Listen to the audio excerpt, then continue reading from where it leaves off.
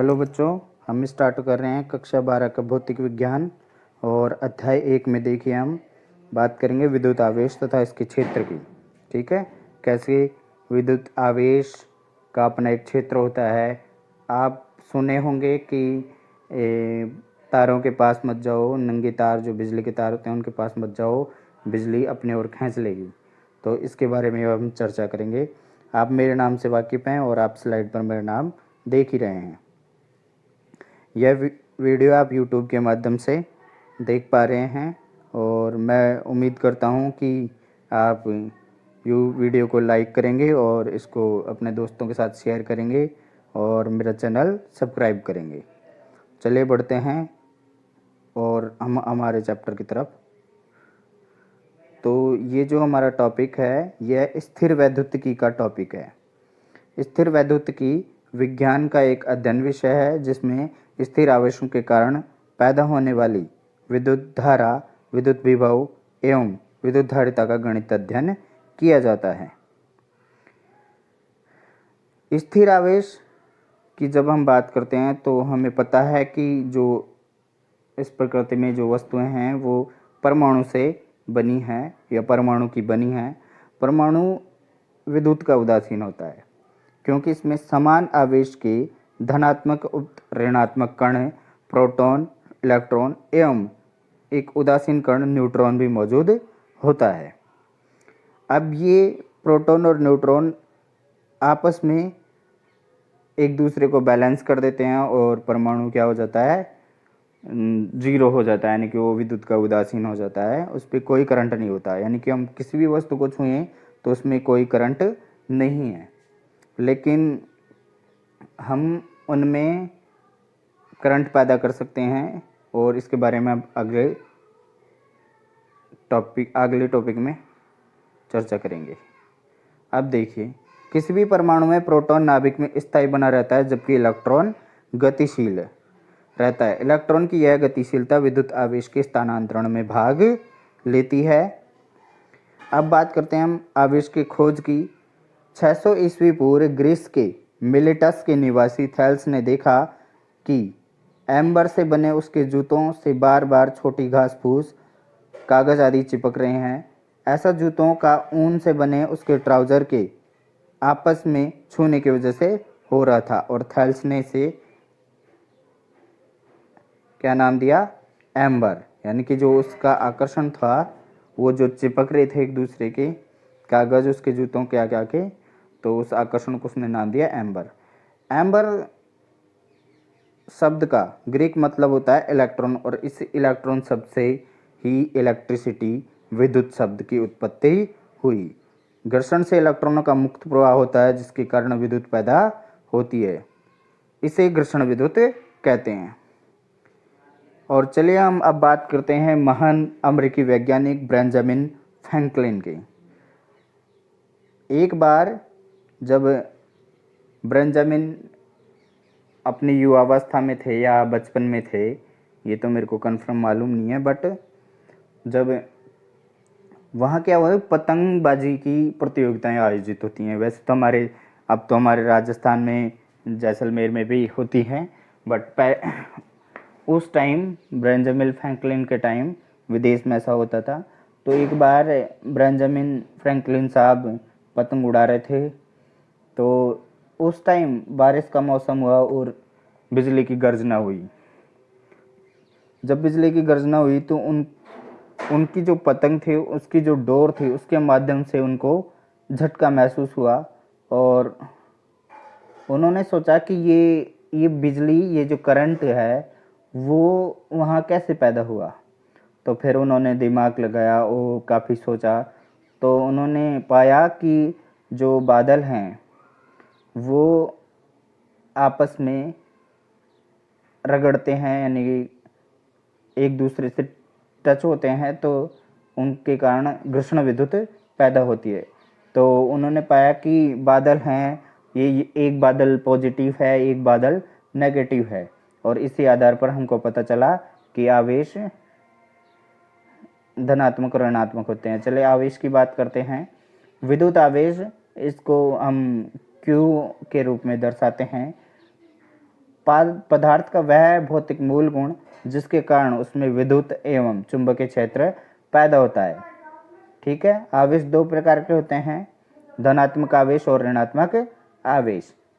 इसका मात्रक कूलाम होता है जिसे हम C से प्रदर्शित करते हैं, और एक कूलाम में 6.25 गुणा 10⁻18 इलेक्ट्रॉन होते हैं। समान आवेशित वस्तुएं एक दूसरे से दूर हटती हैं, जबकि असमान आवेशित वस्तुएं एक दूसरे के पास आती हैं। जब वस्तुएं एक दूसरे से दूर हटती हैं तब उनके मध्य प्रतिकर्षण बल, तथा जब वस्तुएं पास आती हैं तब उनके मध्य आकर्षण बल कार्य करता है। देखिए, मैंने यहाँ दिखाया है कि प्लस प्लस चार्ज है और तो प्रतिकर्षण बल हो रहा है, तो वस्तुएं क्या दूर दूर जा रही हैं, और जब प्लस और माइनस चार्ज है यानी कि प्लस यानी कि धनात्मक और ऋणात्मक आवेश है, तो आकर्षण बल होता है और वस्तुएं पास पास आती हैं। तो चलिए, इसी आधार पर अमेरिकी वैज्ञानिक बेंजामिन फ्रैंकलिन ने हमें धनात्मक और ऋणात्मक आवेश का ज्ञान करवाया, तथा जिन वस्तुओं में इलेक्ट्रॉन की कमी होती है वह धन आवेशित, तथा जिन वस्तुओं में इलेक्ट्रॉन की अधिकता होती है ऋण आवेशित कहलाती है। अब बात करते हैं हम चालक की। तो यहाँ चालक की देखें, जिन वस्तुओं में इलेक्ट्रॉन का मुक्त प्रवाह होता है उसे चालक कहते हैं, तथा ये आवेशित होते हैं, यानी कि इनमें विद्युत आवेश बहेगा और ये इनमें करंट दौड़ेगा। और कुछ अलग ऐसे पदार्थ हैं जिनमें इलेक्ट्रॉन का प्रवाह नहीं होता है, तो वे कुचालक कहलाते हैं। अब बात करते हैं हम आवेश के मूल गुणों की। आवेश के मूल गुणों में हम बात करते हैं आवेश की योज्यता की, यानी कि आवेश होता है वो हमेशा जुड़ने की प्रकृति रखता है। तो चलिए बात करते हैं इसमें। विद्युत आवेश योगात्मक होता है, अर्थात समान आवेश जुड़ जाता है। किसी निकाय पर कुल आवेश का मान उसमें उपस्थित सभी आवेशों के बीजगणित योग के बराबर होता है। आवेश एक अदिश राशि है, इसका केवल परिमाण होता है, दिशा नहीं। अब देखिए, हमारे पास एक स्लाइड है जिसमें हमने बताया है कि कैसे Q0, Q1, Q2, Q3, Q4, Q5 ये डायग्राम है। इसमें दिखाया गया है कि हमको पता लग रहा है कि Q1, Q2 और Q3 Q0 की तरफ आ रहे हैं। हमको दिख रहा है कि Q1, Q2, Q3 Q0 की तरफ आ रहे हैं, जबकि Q4 और Q5 Q0 से दूर जा रहे हैं। तो जब हम बात करेंगे इनकी, तो जब पास आएंगे तो उनको हम जोड़ देंगे और जो दूर जाएंगे उनको हम घटा देंगे। दूर जाने का मतलब ये है कि ये यहाँ से करंट बाहर जा रहा है। तो Q0 बराबर Q1 plus Q2, Q3, Q4 plus Q5।